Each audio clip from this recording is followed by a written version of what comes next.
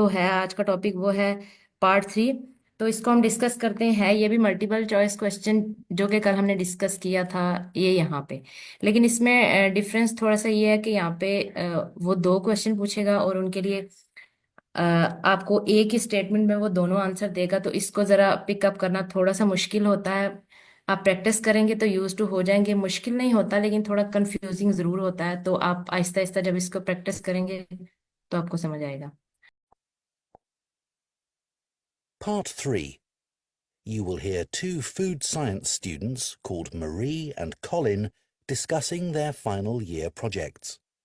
First, you have some time to look at questions 21 to 24.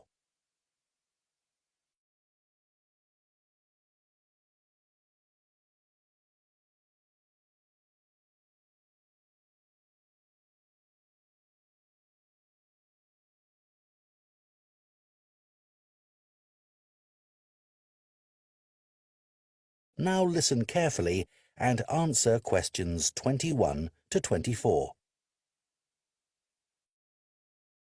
I haven't seen you for a bit, Marie. No, I've been busy with my project. You're making a vegan alternative to eggs, aren't you? Something that doesn't use animal products. Yes, I'm using chickpeas. I had two main aims when I first started looking for an alternative to eggs, but actually I've found chickpeas have got more advantages. Right. But how about your project on reusing waste food? You were looking at bread, weren't you? Yes, it's been hard work, but I've enjoyed it. The basic process was quite straightforward, breaking the stale bread down to a paste, then reforming it. But you were using 3D printing, weren't you, to make the paste into biscuits? Yeah, I'd used that before, but in this project I had time to play around with different patterns for the biscuits and finding how I could add fruit and vegetables to make them a more appetizing colour, and I was really pleased with what I managed to produce. It must have been a great feeling to make something appetizing out of bits of old bread that would have been thrown away otherwise. It was, and I'm hoping that some of the restaurants in town will be interested in the biscuits. I'm going to send them some samples. I came across something on the internet yesterday that might interest you. It was a company that's developed touch-sensitive sensors for food labels. It's a special sort of label on the food package. When the label's smooth, the food is fresh. And then when you can feel bumps on the label, that means the food's gone bad. It started off as a project to help visually impaired people know whether food was fit to eat or not. Interesting. So, just solid food? No, things like milk and juice as well. But actually, I thought it might be really good for drug storage in hospitals and pharmacies. Right. And coming back to food, maybe it'd be possible to use it for other things besides freshness, like how many kilograms a joint of meat is, for example. Yes, there's all sorts of possibilities.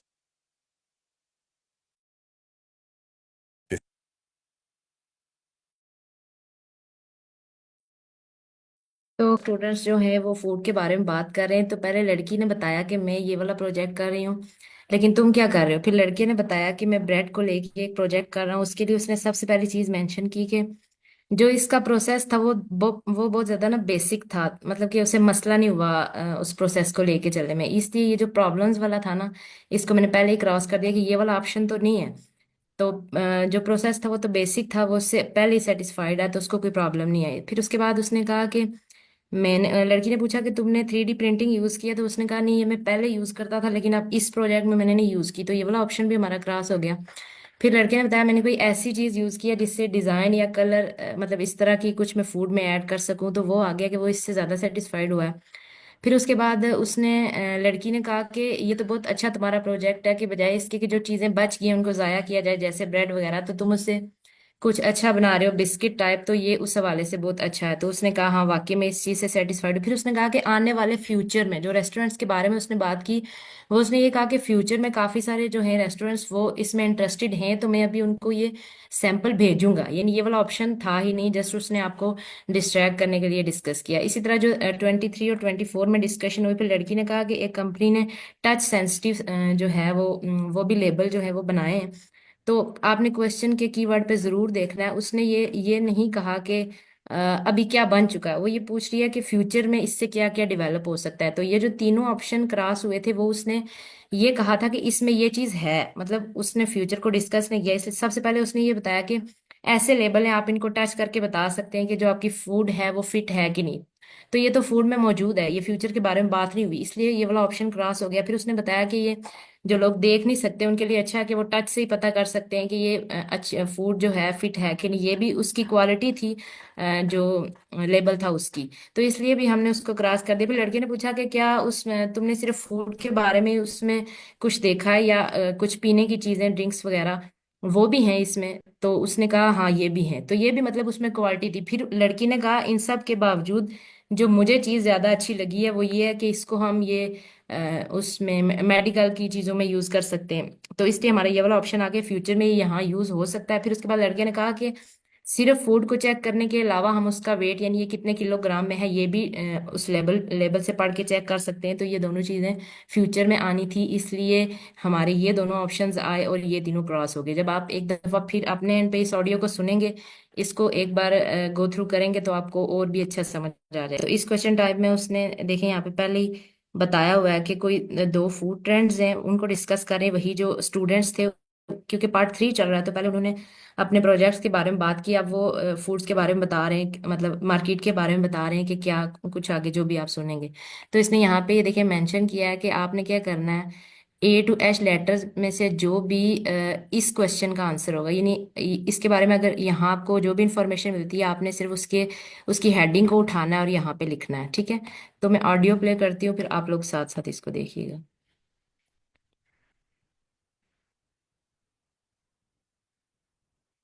Before you hear the rest of the discussion, you have some time to look at questions 25 to 30.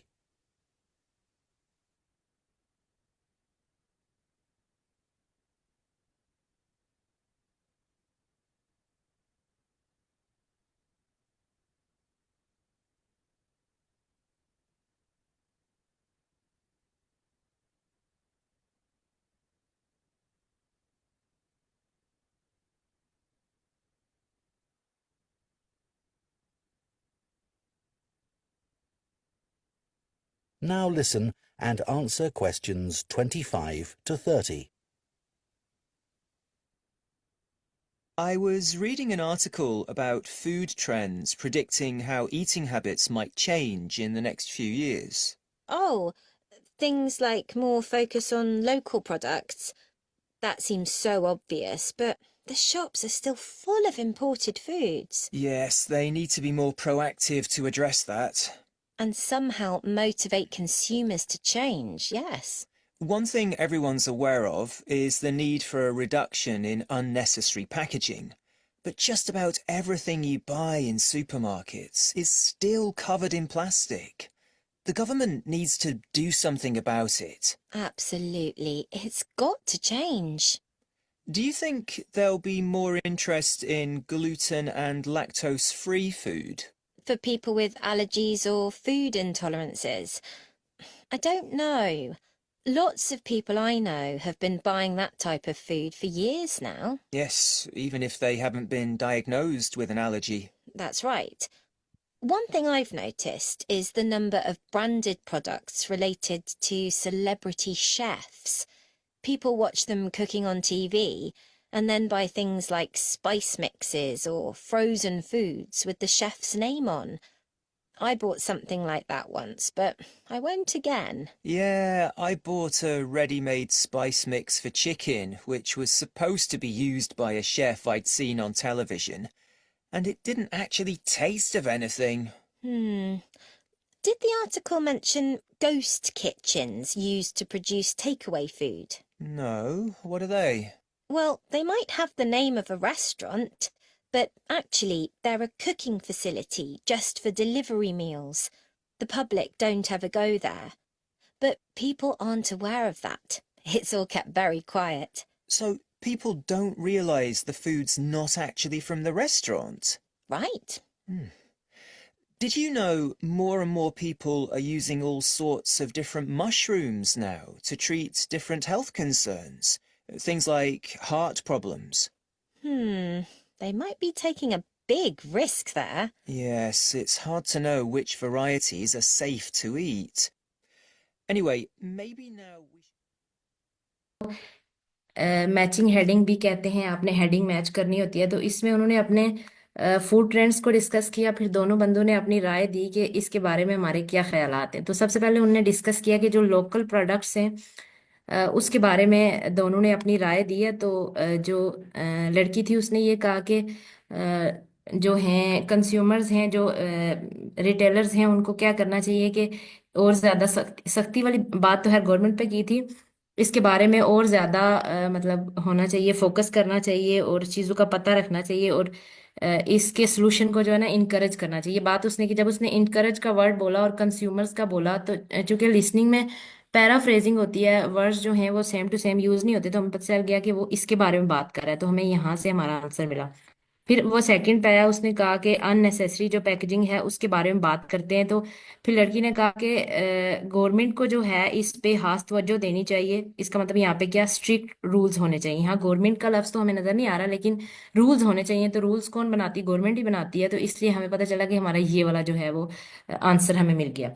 फिर उसने gluten free और ये दूसरी lactose free food के बारे में बात की। तो उसने ये कहा कि ये लोग जो है सालों से यूज कर रहे हैं, बहुत पहले से यूज कर रहे हैं, हालांकि इसके नुकसानात हैं। अब नीचे यहाँ पे देखें तो ये भी हमें हम फौरन से ये भी देख सकते थे कि ये हो सकता है कि ये डेंजरस है, लेकिन उसने ये कहा कि इसके नुकसानात हैं, लेकिन लोग इसको बहुत पहले से यूज कर रहे हैं। इसका मतलब ये बहुत अरसे से फैला हुआ है। तो बजाय इसके कि हम इस पे जाते हैं, हम इस पे गए कि हमें ये नजर आ रहा है कि ये तो बहुत पहले से ही फैला हुआ है, तो हमें पता चला कि हमारा जो आंसर है वो सी ही होगा। फिर उसने कहा कि जो ब्रांडेड प्रोडक्ट्स हैं, जो सेलिब्रिटी शेफ्स हैं, उनकी जो चीज़ें हैं वो बहुत ज़्यादा जो है यूज़ हो रही हैं, लोग उसको बहुत ज़्यादा तवज्जो दे रहे हैं। तो लड़के ने कहा हाँ, मैंने भी जो है स्पाइसेस वगैरह कुछ खरीदी थी, लेकिन उसका जो टेस्ट था वो इतना बेटर नहीं था। तो स्पाइसेस के बारे में यहाँ पे हमारा एक ये भी हो सकता है कि मोस्ट पीपल लिटल नो, ये भी हो सकता है कि लोगों को इतना पता नहीं है तो तब वो खरीद रहे हैं। ये भी, इस पे भी ध्यान जा सकता था। अब वो मैचिंग हेडिंग में ऐसा करते हैं ना कि दो ऐसे जरूर देते हैं कि जो जिसमें आप कंफ्यूज हो जाएं और आप गलत टिक कर दें जाके। लेकिन फिर लड़के ने ये कहा कि नहीं, मैंने ले के यूज की है तो कोई अच्छा टेस्ट नहीं आया, मतलब कि जो उसके रिजल्ट्स थे वो उस तरह नहीं मिले जिस तरह की लड़के को उम्मीद थी। तो उसने कहा कि डिसअपॉइंटमेंट हुई है मुझे रिजल्ट से। तो सॉरी, उसने डिसअपॉइंटमेंट का वर्ड तो यूज नहीं किया, लेकिन हमें पता चला कि उसको जो है वो सेटिस्फाइड नहीं हुआ। इसका मतलब यही है, तो मैंने फिर ये वाला ऑप्शन इसलिए टिक किया। ये भी कर सकते थे लेकिन ये वाला करेक्ट है। अच्छा, फिर उसने ये जो है टेक वे फूड, इसके बारे में बात की है कि लोगों को जो है फूड डिलीवर किया जाता है। तो लड़के ने कहा कि लोग जो हैं उनको इस बारे में इतना पता नहीं है कि ये जो फूड, जो असली खाना है वो सिर्फ जो डिलीवरी बॉय है वही उन्हीं को ही दिया जाता है, मतलब आपको कोई कॉपी या इस तरह की चीज दी जाती है। तो उसने ये कहा कि लड़की ने भी कहा कि लोग जो है वो इससे अवेयर नहीं है। फिर लड़के ने कहा हाँ, वाकई लोगों को इसके बारे में पता नहीं है। तो हमें ये पता चला कि लोगों को इसके बारे में पता नहीं है, तो हमने ये वाला क्लिक कर दिया। फिर मशरूम के बारे में आके उन्होंने, वो तो बिल्कुल हमारा क्लियर हो गया था, क्योंकि जो ऑप्शन क्रॉस होते जाते हैं तो उनको तो हम देखते ही नहीं है, फिर जो सिर्फ रह गए होते हैं उनको देखते हैं। तो उसने मशरूम के बारे में बात की कि इसका क्या है। तो पहले उसने कहा कि इससे बीमारियां फैल रही हैं, हार्ट अटैक और इस तरह का कुछ। तो ये वाला जो यंग वाला ऑप्शन था, ये यहाँ पे रिलेट कर सकते थे आपके जो बीमारियां मोस्टली एजेड लोगों में फैलती हैं। तो यहाँ पे ये वाले पॉइंट को उसने रिलेट करने के लिए, कंफ्यूज करने के लिए ये वाला दिया था। आपने इसकी तरफ ध्यान नहीं दिया, क्योंकि ये तो यंग लोग के बारे में बात होगी। अगर वो जो है बूढ़े लोग के बारे में बात करते तो फिर हम ये वाला भी टिक कर सकते थे, लेकिन उसने ये बात मेंशन ही नहीं की कि लोग कौन से। उसने सिर्फ ये कहा कि बीमारियां फैल रही हैं। तो एंड में उसने ये कहा कि वाकई ये तो बहुत खतरनाक चीज है। तो हमें पता चला कि ये जो है डेंजरस है। मिलता था जब पेपर बेस्ड था तो आपका 30 मिनट का टेस्ट होता था, उसके बाद आपको 10 मिनट दिए जाते थे कि आप अपने आंसर्स को जो है वो आंसर शीट पे लिख दें। लेकिन अब चूंकि कंप्यूटर बेस्ड है तो आपको साथ साथ ही आंसर जो है वो लिखना होगा और खास करके इस तरह का जब हो तो आपको ए बी सी कौन सा था इनमें से तो आप भूल जाएंगे, इसलिए आपने साथ साथ ही करेक्ट आंसर को क्लिक करना होगा। और हाईलाइटिंग का आपने पूछा था, मैं वही बता रही थी कि जब ऑडियो प्ले होती है तो वो 1 से 1.5 मिनट लेता है इसको इस डिस्कशन को स्टार्ट करने में। तो आपने कोशिश ये करनी है, मेरी जो प्रैक्टिस थी मैं ये करती थी कि उस 2 मिनट में मैं उसकी तो वो बातें नहीं सुनती थी, क्योंकि वो हम हर टेस्ट में सुनते हैं, हमें पता होता है कि वो क्या कहने लगे टेस्ट के बारे में। तो मैं उस 2 मिनट में क्या करती थी कि जब आप हाईलाइटिंग करते हैं ना तो आपकी प्रैक्टिस इतनी होती है, आप यूं करके पढ़ते हैं, आप फौरन से वर्ड निकाल लेते हैं। तो मैं पहले दोनों पार्ट जो हैं मैं उनको हाईलाइट कर लेती थी, मुझे पता चल जाता था कि पहले दो में कौन सी डिस्कशन हुई है। फिर जब वो यहाँ पे पार्ट 1 जब उसका खत्म होता है ना तो वो कहता है कि आपके पास 1 मिनट या आधा मिनट है, आप अपने आंसर्स को चेक करें इससे पहले कि मैं दूसरा पार्ट स्टार्ट करूं। तो तब मैं क्या करती थी कि जो मैं हाईलाइट उससे आगे रह जाता था पार्ट 3, मैं उस पे आ जाती थी और उसको हाईलाइट कर लेती थी। इस तरह सारा जो टेस्ट होता है उससे मैं पहले ही गो थ्रू हो चुकी होती थी। फिर जब वो वर्ड बोलता था तो मुझे पता चल जाता था हाँ ये यहाँ बात कर रहा है। तो ये सारी चीजें आपकी प्रैक्टिस से इंप्रूव होंगी। और आपको हाईलाइटिंग के लिए वो आधा मिनट तो एटलीस्ट देता ही है एक पार्ट में। तो ये आपकी स्पीड होगी कि आप फौरन से इसको रीड आउट कर लेंगे। ये जो आपकी रीडिंग है ये भी इम्प्रूव होनी जरूरी है। जो डेली लाइफ है उसमें इसको ज्यादा से ज्यादा जो है प्रैक्टिस करें। उसके लिए बेस्ट वे यही है कि जो लोग फेसबुक वगैरह या इंस्टाग्राम या जो भी यूज करते हैं तो वहाँ पे न्यूज़ के चैनल्स आते हैं, वहाँ पे एक पूरा आर्टिकल लिखा जाता है। जैसे ई ट्रिब्यून एक है चैनल, वहां पे मैंने उसको फॉलो किया था, वो काफी अच्छी उनकी वर्डिंग होती है और कॉलम्स होते हैं। तो आप उनको पढ़ेंगे तो आपको एक तो नए वर्ड्स भी सीखने को मिलेंगे, आपकी वोकेबलरी भी जो है वो भी एक्सटेंड होगी, और दूसरा आपको आपकी रीडिंग जो है वो इम्प्रूव होगी, आपकी स्पीड इम्प्रूव होगी रीडिंग की। और वर्ड्स आपके आंखों के सामने से गुजरेंगे तो अगर आपकी कोई स्पेलिंग मिस्टेक है तो वो भी क्लियर हो जाएगी। तो आप दी न्यूज, डॉन, काफी सारे हैं, आप कहीं पे भी जाके BBC इस तरह के पढ़ सकते हैं। उसके अलावा लिसनिंग को जो है वो इम्प्रूव करने का एक और तरीका ये है कि आप पॉडकास्ट वगैरह सुने, यूट्यूब पे बेशुमार इंग्लिश में जो वो सुने। और जो लोग इंग्लिश मूवीज वगैरह देखते हैं तो वो देखे तो उनकी लिसनिंग तब भी, क्योंकि आप फोकस होकर सुनते हैं ना तो आप फौरन से वो सुन लेते हैं जो आप सुनना चाह रहे होते हैं। इसी तरह जब आप प्रैक्टिस करेंगे लिसनिंग में तो आपके कान वही सुनेंगे जो इस क्वेश्चन का आंसर होगा। तो ये सारी चीजें जो हैं आपकी प्रैक्टिस से इंप्रूव होंगी। इसके अलावा आप क्या कर सकते हैं अपनी लिसनिंग को और ज्यादा इंप्रूव करने के लिए? ऐसा होता है ना कि वो जल्दी जल्दी बोल जाते हैं तो आपको कभी कभी आंसर जो है वो नहीं मिलता। वैसे वो आपके आंसर आंसर को बड़ा हाईलाइट करते हैं। आप ऑडियो सुनेंगे बार बार तो आपको पता चलेगा जहाँ पे वो करेक्ट आंसर दे रहा होता है वहां पे वो पॉज जरूर लेता है। लेकिन अगर सपोज यहाँ पे ये 6 क्वेश्चन है ना, इन 6 में से जो एक या दो होंगे ना उनको वो बिल्कुल एक्सप्लेन नहीं करेगा, मतलब एक छोटा सा ही हिंट देगा, आपने उसी हिंट को पकड़ के तो अपना आंसर निकालना है। लेकिन बाकी चारों में वो उसको डिस्कस जरूर करेगा एक दो लाइंस में कि वो क्या बात कर रहा है, तो आपको आंसर मिल जाएगा। उसके अलावा आप ये कर सकते हैं कि अपनी ऑडियो की स्पीड जो है उसको बढ़ा के 1.5 पे करके फिर आप टेस्ट अटेम्प्ट कर सकते हैं। तब भी आप ज्यादा फोकस्ड हो जाएंगे, आप अलर्ट हो जाएंगे और आपकी लिसनिंग जो है वो इम्प्रूव हो जाएगी।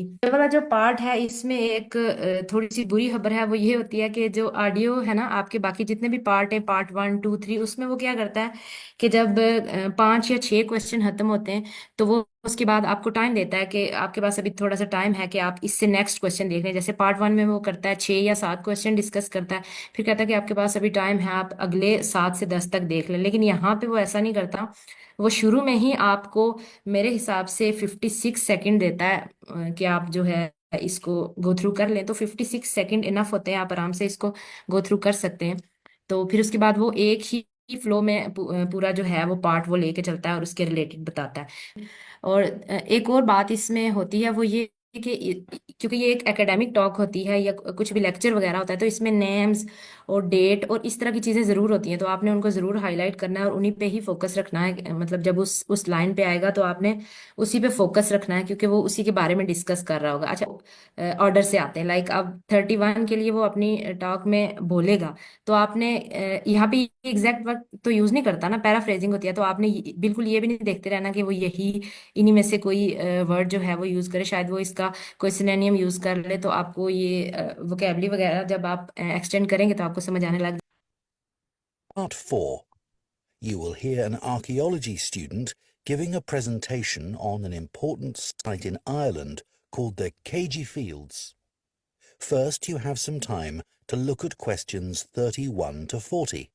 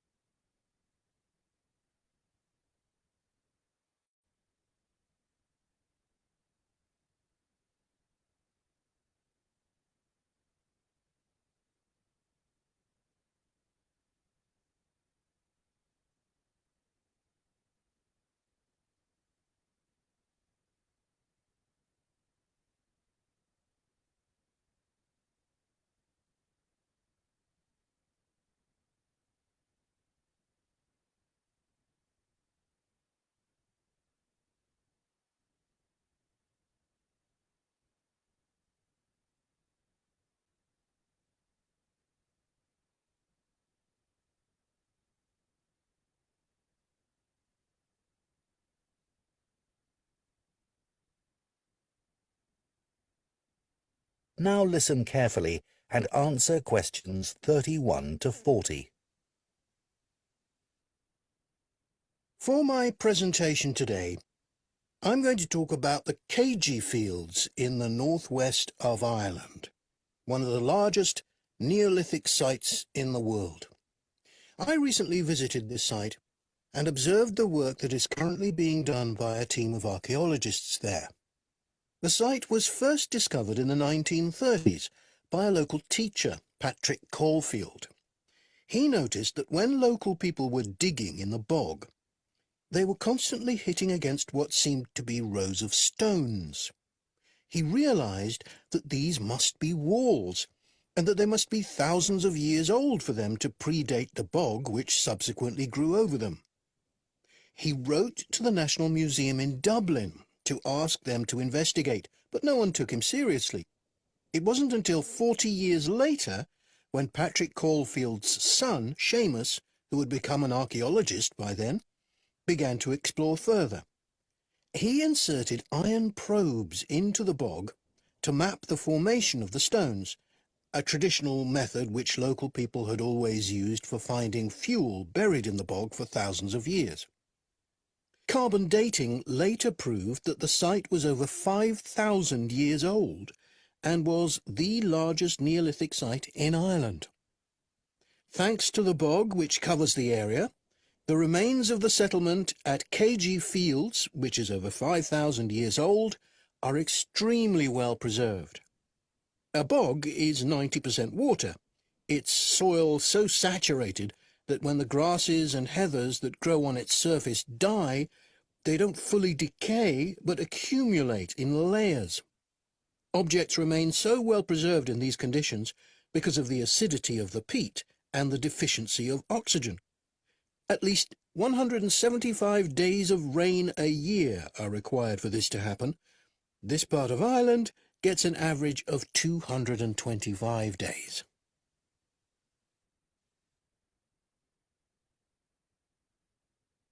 The Neolithic farmers at Keiji would have enjoyed several centuries of relative peace and stability. Neolithic farmers generally lived in larger communities than their predecessors, with a number of houses built around a community building. As they lived in permanent settlements, Neolithic farmers were able to build bigger houses. These weren't round, as people often assume, but rectangular, with a small hole in the roof that allowed smoke to escape. This is one of many innovations and indicates that the Neolithic farmers were the first people to cook indoors. Another new technology that Neolithic settlers brought to Ireland was pottery. Fragments of Neolithic pots have been found in Keiji and elsewhere in Ireland. The pots were used for many things, as well as for storing food. Pots were filled with a small amount of fat, and when this was set alight, they served as lamps. It's thought that the Keiji Fields were mainly used as paddocks for animals to graze in. Evidence from the Keiji Fields suggests that each plot of a suitable size to sustain an extended family. They may have used a system of rotational grazing in order to prevent grazing and to allow for plant recovery and regrowth. This must have been a year-round activity, as no structures have been found which would have been used to shelter animals in the winter. However, archaeologists believe that this way of life at Keiji ceased abruptly. Why was this? Well, several factors may have contributed to the changing circumstances. The soil would have become less productive and led to the abandonment of farming. The crop rotation system was partly responsible for this, as it would have been very intensive and was not sustainable. But there were also climatic pressures too. The farmers at Keiji would have enjoyed a relatively dry period, but this began to change, and the conditions became wetter as there was a lot more rain. It was these conditions that encouraged the bog to form over the area, which survives today. So now तो किस